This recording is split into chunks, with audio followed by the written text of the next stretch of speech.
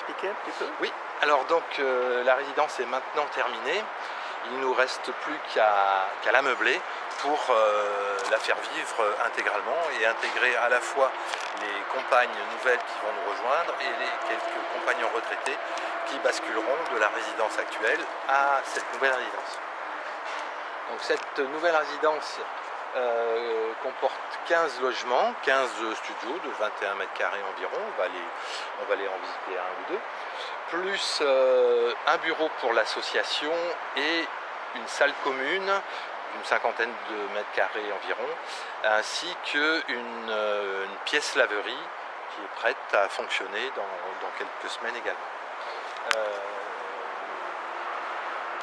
Ce projet nous a aussi permis d'intégrer ce qu'on appelle l'ADAP par rapport aux autorités, c'est-à-dire la possibilité d'accès aux personnes handicapées à la fois à la nouvelle résidence, mais également par quelques travaux supplémentaires à la résidence ancienne.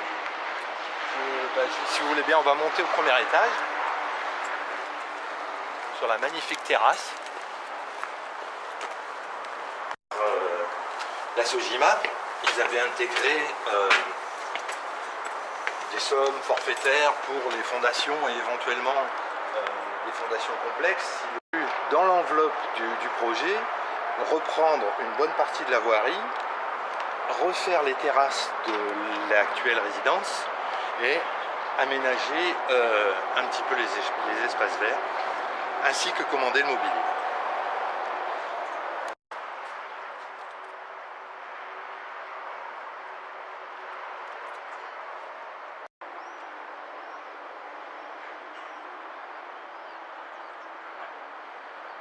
Voilà un des 15 appartements. Ils se ressemblent absolument tous, si ce n'est la couleur d'un mur et la couleur de la porte de la salle de bain, juste pour différencier les choses. Donc ils disposent d'un placard tout équipé, d'un petit coin évier, avec un petit rangement également.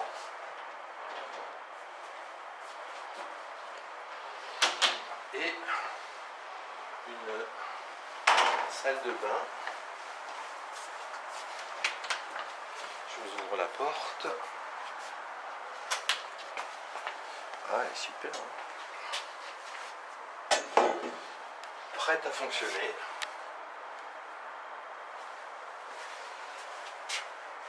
Il nous manque juste un petit peu d'équipement.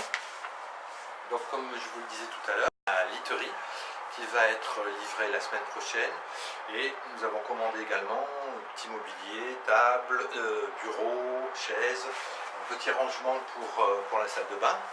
Au niveau des prestations, donc nous avons un chauffage par le sol, basse température. Pour ce qui est de l'eau chaude, c'est une pompe à chaleur avec un chauffe-eau thermodynamique. Et c'est vraiment des prestations haut de gamme. Juste une petite chose, regardez, je vais fermer la porte. Là, pour l'instant, on entend un bruit de fond, l'autoroute en l'occurrence. Silence total. Ah ouais.